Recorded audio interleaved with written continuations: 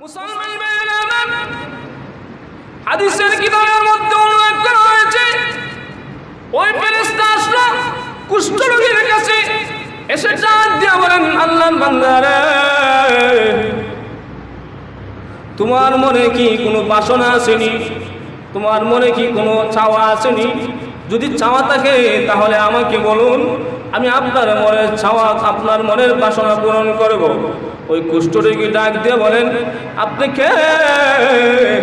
সারা জিন্দেগিতে কোনো মানুষ এরকম কথা আমাকে বলে নাই। আপনি কি পারবেন আমার মনের বাসনা পূরণ করতে? হ্যাঁ, আমি পারবো। তাহলে আমার সবচাইতে বড় চাওয়া, সবচাইতে বড় বাসনা, আমার শরীরের মধ্যে যে কুষ্ঠরোগ আছে, কুষ্ঠরোগটা যদি দূর হয়ে যায়, ভালো হয়ে যায়, তাহলে আমার চাইতে আর কেউ সুখী হবে না। মুসলমান ভাইয়েরা আমার, কিতাবের মধ্যে উল্লেখ করা হয়েছে ওই ফেরেশতার শরীরের মধ্যে হাত বোলানোর সাথে সাথে তার কুষ্ঠরোগ ভালো হয়ে গেছে। আর একটু জোরে বলেন সুবহানাল্লাহ। রূপ দেওয়ার মালিক কে? ভালো করার মালিক। ওয়ানুনাজ্জিলু মিনাল কুরআন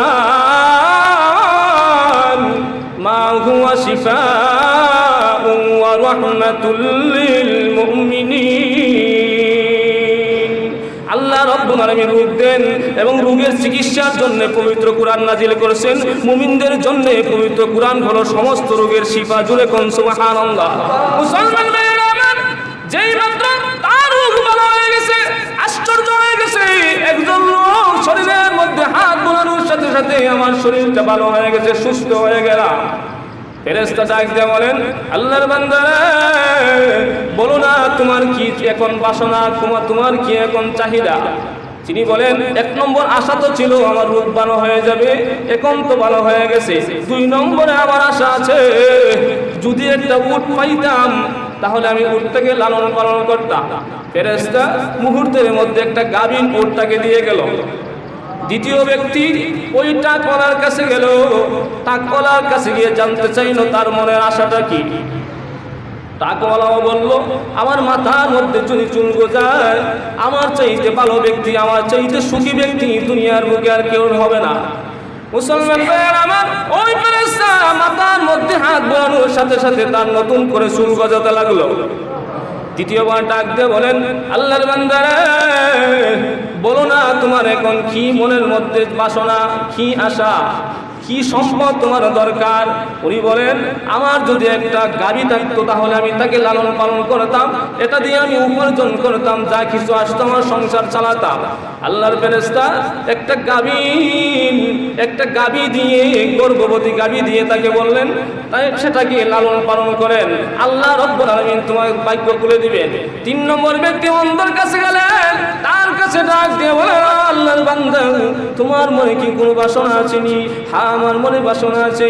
আমার চোখ যদি খুলে যায়, অন্ধত্ব যদি দূর হয়ে যায়, আল্লাহর পৃথিবী যদি আমি দেখতে পারি, আমার চাইতে সুখী মানুষ আল্লাহর জমিনে আর কেউ হবে না।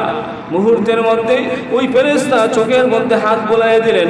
হাত বোলাইতে দেরি হয়ে যায়, অন্ধ ব্যক্তি মুহূর্তের ভিতরে দৃষ্টি পাইতে একটা সেকেন্ডও দেরি হয় নাই। আল্লাহর পৃথিবী দেখতে লাগলো। তখন জিজ্ঞাসা করলো, তোমার কি দরকার? সম্পদ কি চাও? আমার একটা বকরি দরকার। উনি গাভীন একটা বকরি তাকে দান করলেন।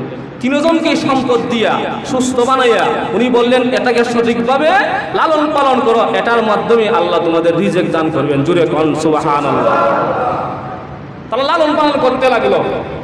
যেই ব্যক্তি উট পাইল, আল্লাহ রাব্বুল আলামিন এত বরকত দান করলেন, উটের কারণে একটা মাঠ ভরে গেছে। যেই ব্যক্তি গাভী পাইল, সে তাকে লালন পালন করলো, এত রিজিক দিয়েছেন, তার গাভী গরুর দ্বারা একটা পুরা মাঠ ভরপুর, অনেক বড় সম্পদশালী হয়ে গেছে।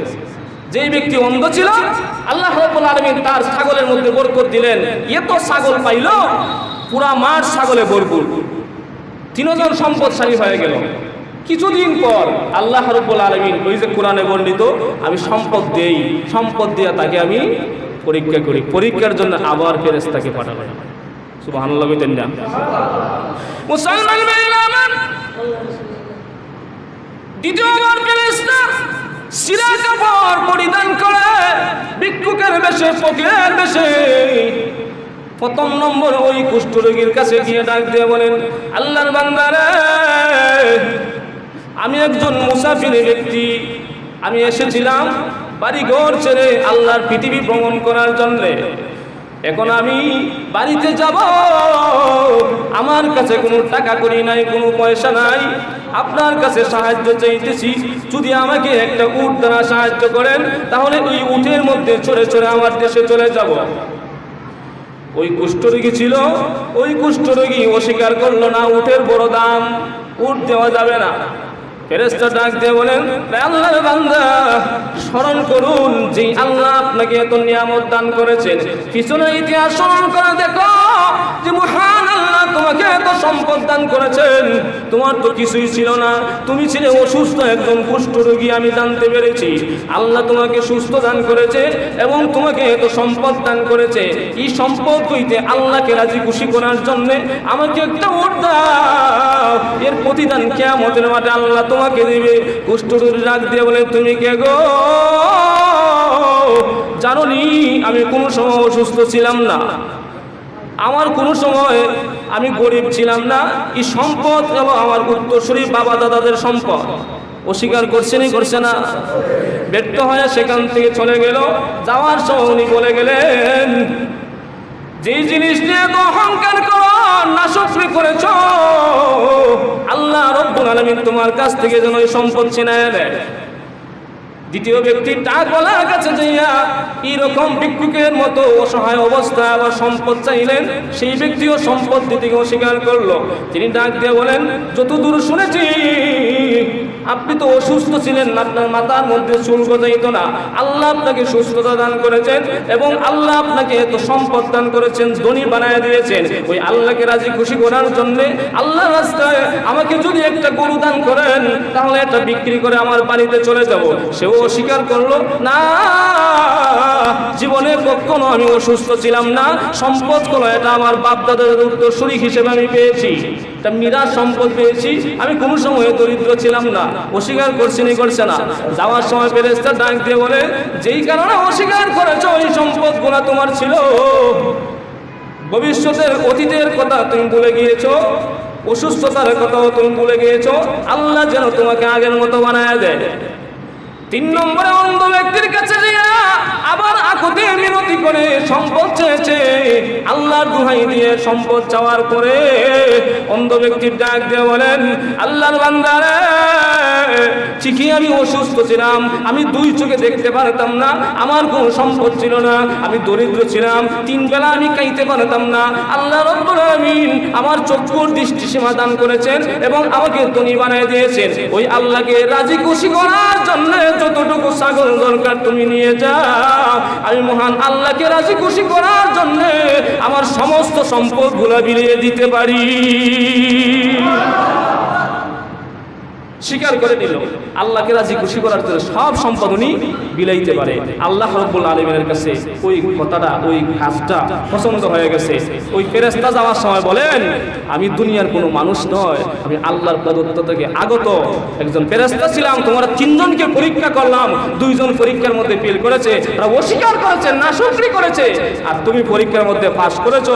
তোমার সম্পদের মধ্যে আল্লাহ বরকত দিবেন আর সেই 2 জনের সম্পদ ছিনাই নেবেন। কিতাবের মধ্যে উল্লেখ করা হয়েছে, বুখারী এবং মুসলিম শরীফের হাদিস। ঠিকই আল্লাহ রাব্বুল আলামিন ওই 2 জনের সম্পদ ছিনিয়ে নিয়েছেন, আগের মতো রোগী বানিয়ে দিয়েছেন এবং আগের মতো দরিদ্র বানিয়ে দিয়েছেন। সম্পদের বাহাদুরি, কথা বলেন না কেন? সম্পদের বাহাদুরি নাই, মিনিটেই সম্পদ শেষ হয়ে যাবে।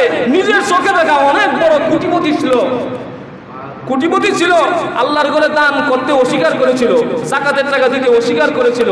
তার ছেলে এমন অসুস্থ হয়েছে, এখন পুরা সম্পদ বিক্রি করেও চিকিৎসার টাকা জোগাড় করতে পারে নাই।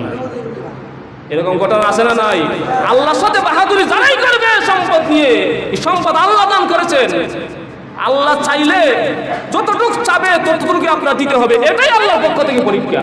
আপনি যদি আল্লাহর সাথে বাহাদুরি করেন, আল্লাহর সাথে কৃপণতা করেন, আল্লাহর গায়ে বরদাস্ত হয় না, সম্পদ আপনার থাকবে না। সম্পদের বাহাদুরি, ক্ষমতার বাহাদুরি, শরীরের বাহাদুরি, গরিমা, এগুলো বেশি দিন টিকে না। আল্লাহ বলেন, দুনিয়াতে আমি আল্লাহ তাআলা তোমাকে সম্পদ দেই, শরীরের মধ্যে শক্তি দেই, দুনিয়ার চাকচিক্য লৌকিকতা আমি দেই তোমাকে পরীক্ষা করার জন্য। যখন আমি চাই, যদি না পাই, এই সম্পদ আর থাকে না। আর এই সম্পদ গুলোই তোমার কিয়ামতের মাঠে জাহান্নামের আগুন হয়ে যাবে, তোমাকে জাহান্নামে নেওয়ার কারণ হয়ে যাবে। আল্লাহ রাব্বুল আলামিন এতক্ষণ যে আলোচনা করেছে আমাদের সবাইকে আমল করতে তৌফিক দান করে সকলেই পড়ি আমিন। ওয়া আখিরু দাওয়ানা আলহামদুলিল্লাহি।